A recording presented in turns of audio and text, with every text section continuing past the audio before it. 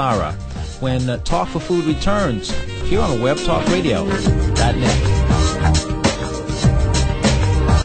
For all Talk for Food listeners, the cat's out the bag. I want to mention a name to you, something that you're going to hear about sooner or later, and you might as well hear it from me. The name is Winalite, W-I-N-A-L-I-T-E, Winalite. It is a new product. It is primarily a women's product, but it is one for all of you who are interested in health and healing and well-being and safety. It is a product that will literally change the landscape in women's sanitary napkins. And you're hearing this from a guy who has really been learning much about what women have been experiencing over the last, well, how about generations? I want to invite you to visit my Winalite website. It is phylos.mywinalite.biz, B-I-Z. Phylos, P-H-A-E-L-O-S .mywinalite.biz. Put your information in and take a free tour, but this is a product that will change it's going to make some changes in a number of different areas, not only in health and well-being, but also in that word called wealth. Take a look, phylos.mywinalite.biz. You can contact me from there as well, but it's something you really need to know about. And again, you might as well hear it from me. I've been giving demonstrations of this over the last week to people, and we've had a chance to talk about the situations that this product, this amazing product, addresses. And so now, check it out for yourself and tell others about it as well, because the buzz is spreading. It's just beginning in the U.S. You need to know about this. Winalite, the Love Moon Anion Sanitary Napkins, and you find it at phylos.mywinalite.biz. Hi, this is Mary Meadows, and you're listening to Talk for Food on webtalkradio.net.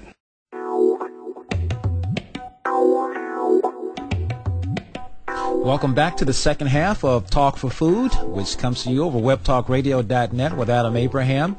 And you are listening to a presentation given by Sheldan Nidle, who is the founder and director of the Planetary Activation Organization. His website is paoweb.com, and he's also author of You're Becoming a Galactic Human, Your Galactic Neighbors, Your First Contact, and a number of videos if you get the drift of what his subject and what his life is about.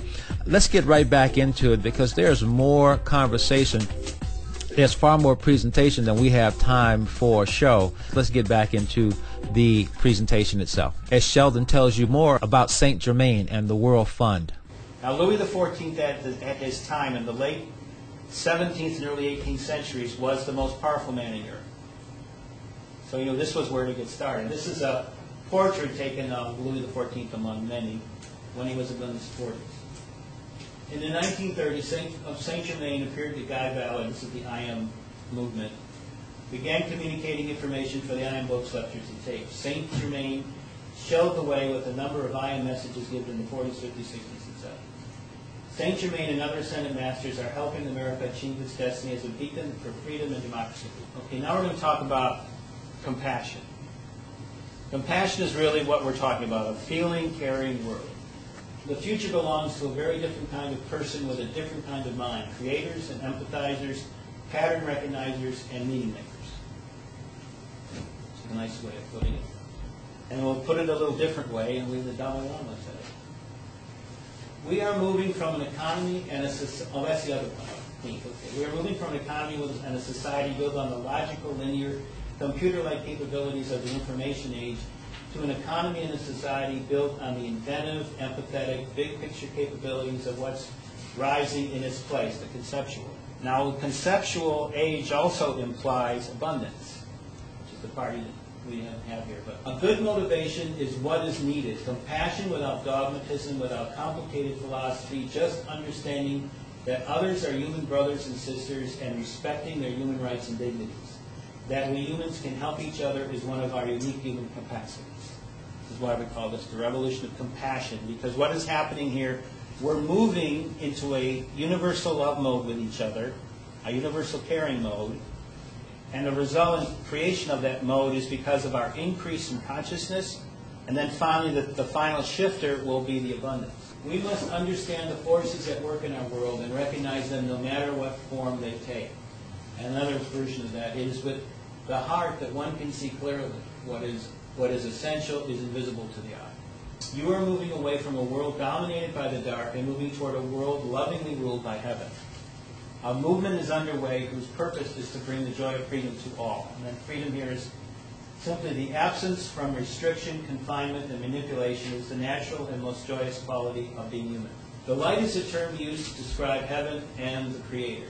In the light we see the oneness of all life.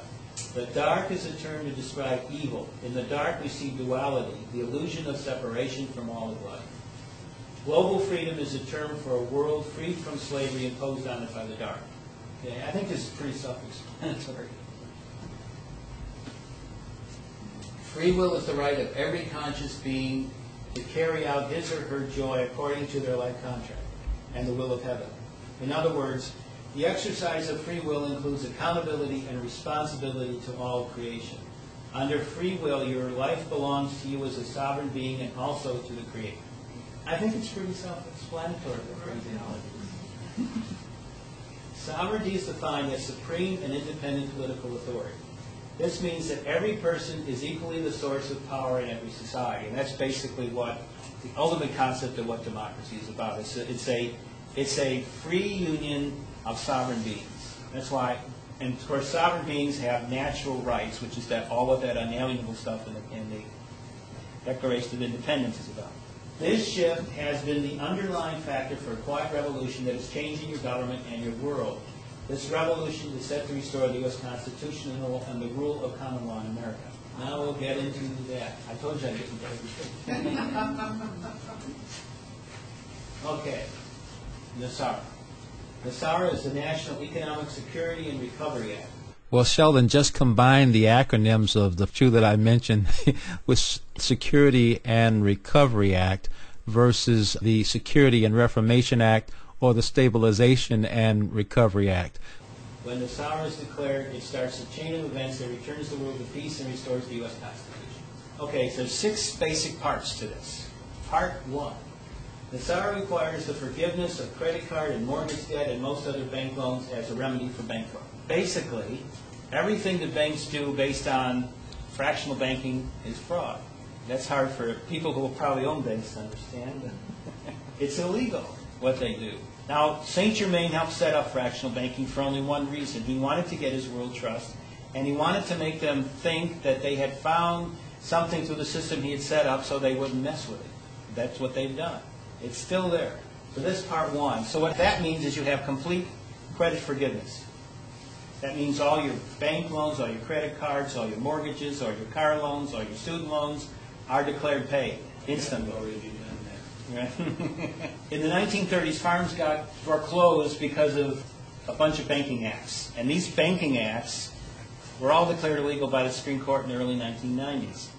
But before then, in 1970s, the farmers in Minnesota and a few other places in the Midwest basically sued all these banks because they knew these acts were illegal, and they moved forward with it and got it all the way to the Supreme Court. The first time was in '92, and it was declared illegal, but nobody wanted to talk about it because, once again, remember, this is a corporation. He's referring to USA Corporation, the corporate entity that is the United States of America.